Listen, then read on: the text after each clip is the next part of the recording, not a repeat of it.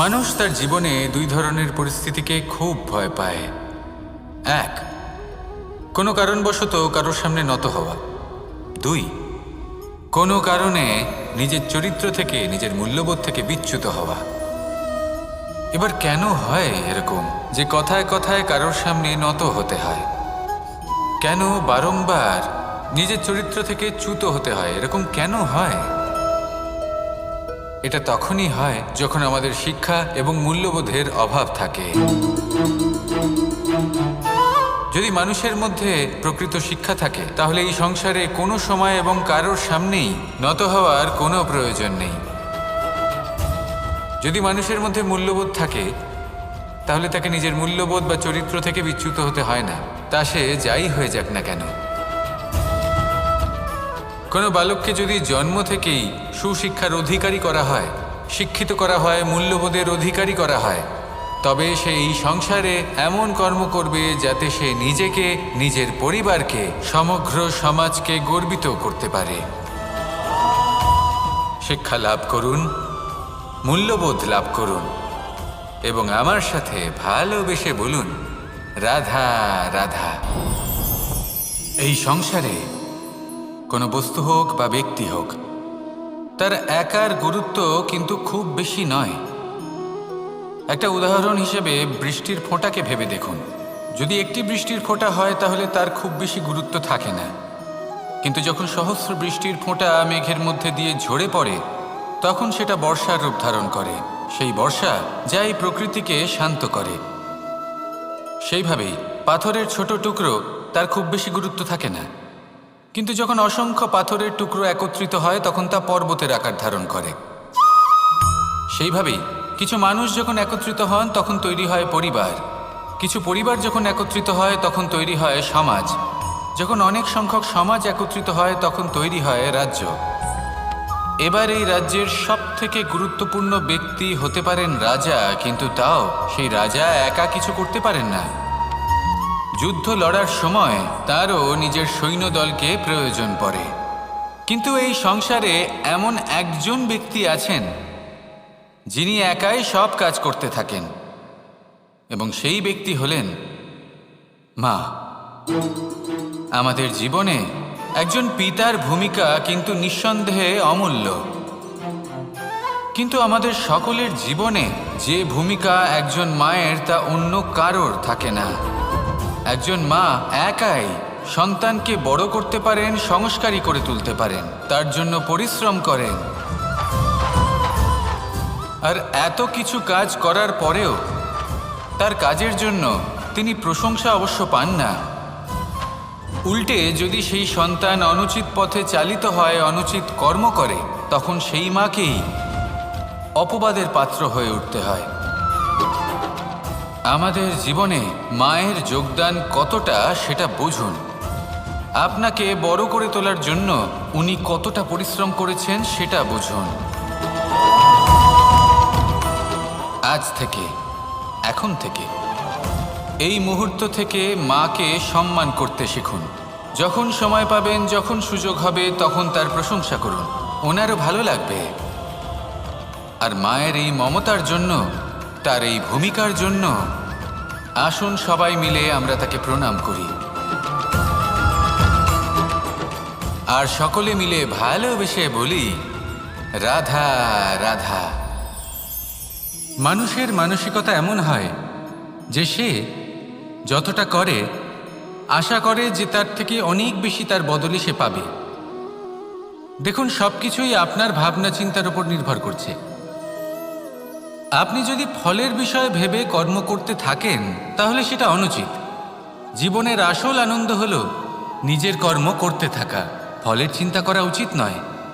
যদি আপনি এরকম ভাবেন যে আমি এতটা করছি, আমার এতটা পাওয়া উচিত, সেই ভাবনা অনুচিত। যদি আপনি সেবার মানসিকতা নিয়ে কর্ম করতে থাকেন, কর্মচক্রে প্রবাহিত হন, যদি আপনি এমন ভাবনা রাখেন যে আমি এতটা পাচ্ছি তাই এর থেকে অনেক বেশি আমি কর্ম করব, তাহলে নিশ্চিত রূপে আপনি যতটা করছেন তার থেকে অনেক বেশি আপনি পাবেন, আপনার আশার থেকে অনেক বেশি আপনি পাবেন।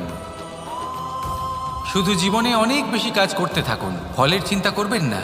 আর মনে রাখবেন, এই ভাবনাই সব থেকে বড় বীজ। কর্মের উপর বিশ্বাস রাখুন, জীবনে যা যা আপনি চান সবই সুখময় হবে। আসুন আর আমার সাথে ভালোবেসে বলুন, রাধা রাধা। আপনি কখনো পর্বতের শিখরে উঠেছেন? আপনি দেখতে পাবেন পর্বতের পদতলে প্রচুর সুন্দর ফুল রয়েছে, সবুজ বনানী রয়েছে। যত আপনি ওপরে উঠতে থাকবেন তত ফুল কমতে থাকবে, সবুজ বনানী কমতে থাকবে। আরও কিছুটা ওপরে উঠলে কাঁটা জাতীয় গাছ দেখতে পাবেন, শুকনো গাছ দেখতে পাবেন। আরও যদি ওপরে ওঠেন তাহলে পাষাণ দেখতে পাবেন। আরও ওপরে উঠলে হিমখণ্ড দেখতে পাবেন। এই যে পর্বত, তা মনুষ্য জীবনের সবথেকে উত্তম উদাহরণ। মানুষ যখন সাফল্যের শিখরে পৌঁছতে চান, মহানুভবতার শিখরে পৌঁছতে চান, পথে যত আস্তে আস্তে উপরে উঠতে থাকেন ততই ভৌতিক বস্তু তার থেকে বিচ্ছিন্ন হতে থাকে। যদি তিনি সেই ভৌতিক বস্তুগুলি ত্যাগ না করতে পারেন তাহলে কখনোই সেই স্থানে পৌঁছতে পারবেন না। আর মানুষ যদি উচিত ত্যাগ করতে পারেন, পথে অগ্রসর হতে থাকেন, এগোতে থাকেন, তাহলে একদিন না একদিন তিনি মহানুভবতার, জ্ঞানের, সাফল্যের হিমের স্বাদ অবশ্যই লাভ করবেন। মনে রাখবেন, মানব জীবনের ত্যাগ হলো অত্যন্ত গুরুত্বপূর্ণ অংশ। আসুন আমার সাথে ভালোবেসে বলুন, রাধা রাধা। আপনি কখনো কোনো বাজকে নিজের বাসা বানাতে দেখেছেন? এই বাজ যখনই কোনো বাসা বানায় তখন উঁচু গাছের ডালে বা কোনো পর্বতের শিখরে বাসা বানায়, অনেক উচ্চতায়। আর সেখানে তার সন্তানও জন্মগ্রহণ করে। যখন এই সন্তানেরা জন্মায় তখন এই বাজ খুবই ভালোবেসে এবং খুব সাবধানে এদের পালন পোষণ করে। নিজের ঠোঁট দিয়ে তাদের ঠোঁটে খাবার পরিবেশন করে। কিন্তু যেই সেই সন্তানেরা হৃষ্টপুষ্ট হয়ে যায় এবং সেই কথা বাজ নিজে বুঝতে পেরে যায়, সেই বাজ নিজেই সেই বাসা ছিন্ন ভিন্ন করে দেয়।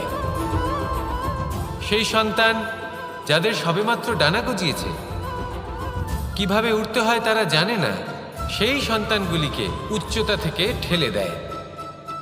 সেই সন্তান প্রথমে ভয়ভীত হয়ে যায়।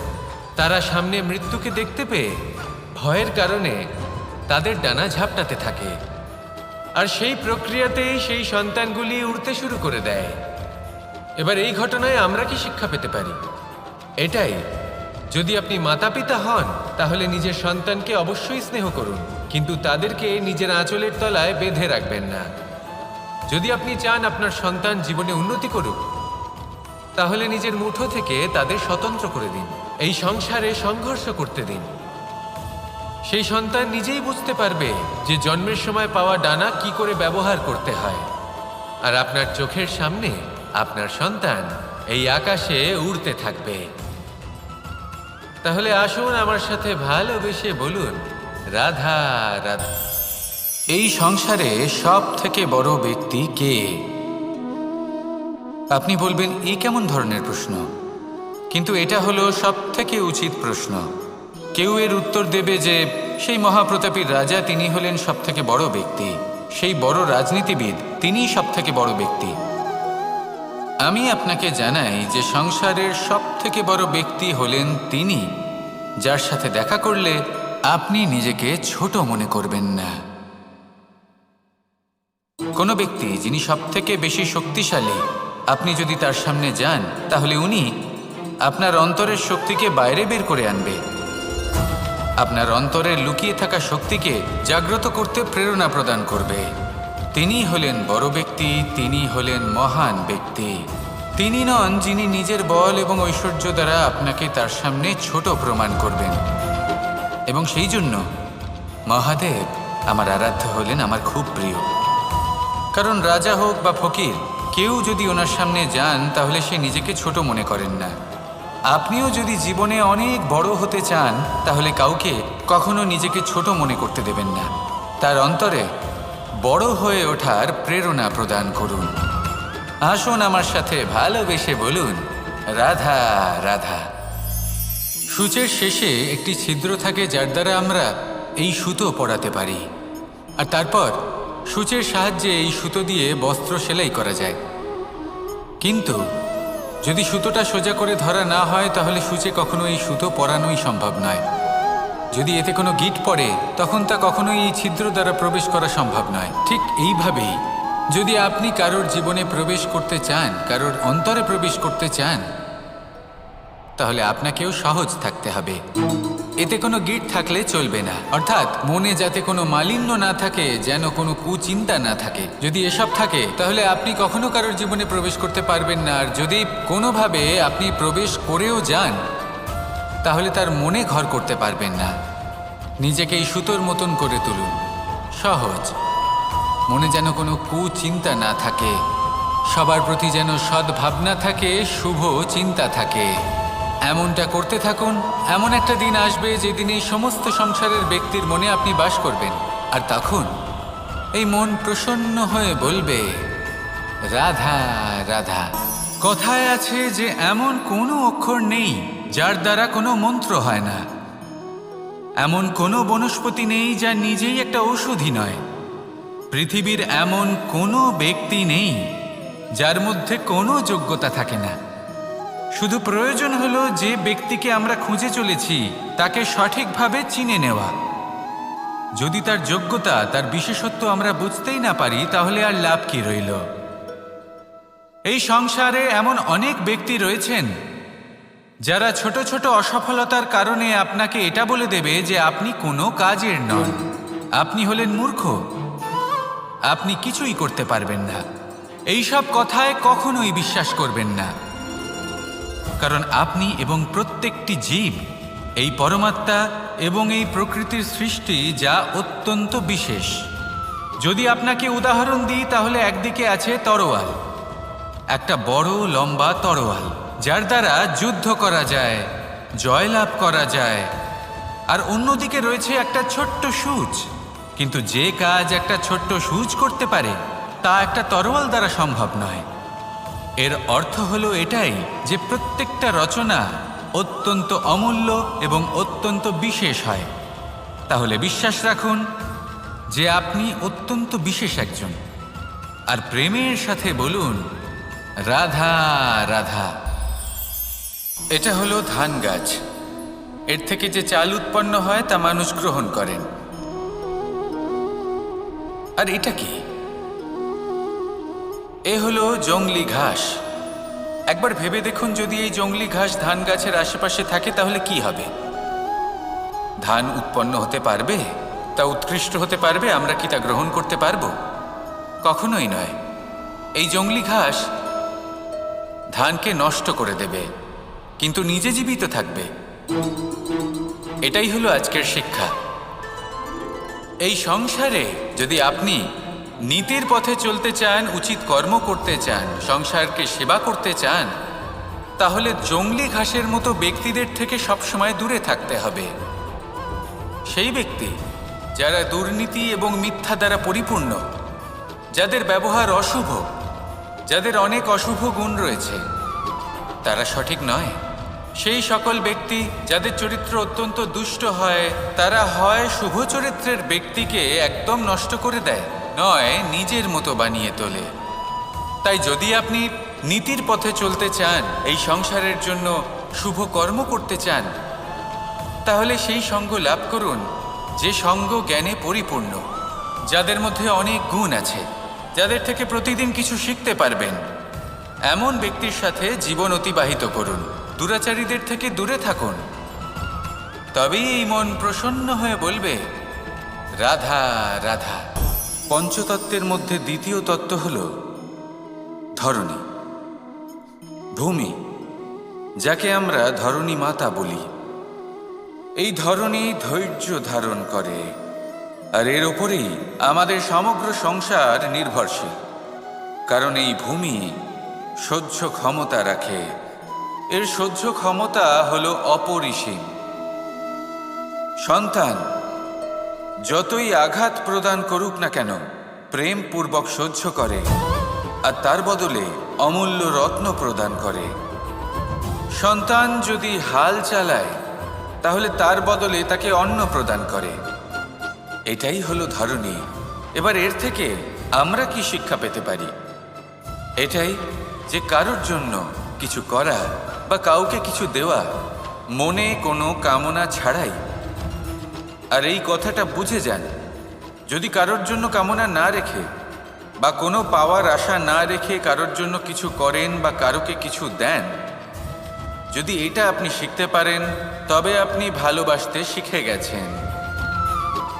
আর সেই জন্যই এই ধরিত্রীকে মাতা বলা হয়, কারণ মাতা শুধু উনি নন যিনি গর্ভে সন্তানকে ধারণ করেন, মাতা তো উনিও যিনি জীবন বাঁচতে শেখান, যিনি জীবন বাঁচার উদাহরণ প্রদান করেন। তাহলে ধরনীর থেকে এই নিঃস্বার্থ ভাব শিখুন, নিঃস্বার্থ ভালোবাসা শিখুন, আর এই ভালোবাসার সাথেই বলুন রাধা রাধা। এই সংসারে আমরা প্রকাশ কোথা থেকে পাই? এর উত্তর বড়ই সরল। ভোরে যখন সূর্যোদয় হয় তখন প্রকাশের কিরণ আমাদের ঘরে এসে পৌঁছয়। এইভাবেই আমরা প্রকাশ লাভ করি। এবার এই প্রকাশের আলোতেই আমরা সারাদিনের কাজ সম্পন্ন করি। সন্ধে হয়ে যায়, সূর্যাস্তও হয়ে যায়, আর আমাদের ঘর যাতে অন্ধকার না হয় তার জন্য আমরা একটা প্রদীপ প্রজ্বলিত করি। এটাই ঘটে আমাদের জীবনেও। এবার প্রবাহমান আয়ুর সাথে আমরা আমাদের অন্তরে যদি একটা প্রদীপ প্রজ্বলিত করে নিই তাহলে বিষয়টাই অন্যরকম হবে। এবার আপনি বলবেন কোন প্রকাশের কথা বলছি যা আমাদের অন্তরে জাগ্রত করা সম্ভব? আমাদের আত্মার মাঝে প্রেমের প্রকাশ জাগ্রত করার কথা বলছি। কারণ আমাদের এই জীবন এও হলো দিনের আলোর মতো। আজ প্রকাশ আছে কিন্তু কোনোদিন অবশ্যই অস্ত হবে। কিন্তু অস্ত হবার আগে যদি আমরা আমাদের আত্মার মাঝে প্রেমের এই প্রকাশ উজ্জ্বলিত করে নিই তাহলে আমাদের সন্ধ্যাকালও আমরা আনন্দে এবং প্রেমে যাপন করব। তাহলে আসুন আর আমার সাথে ভালোবেসে বলুন রাধা রাধা।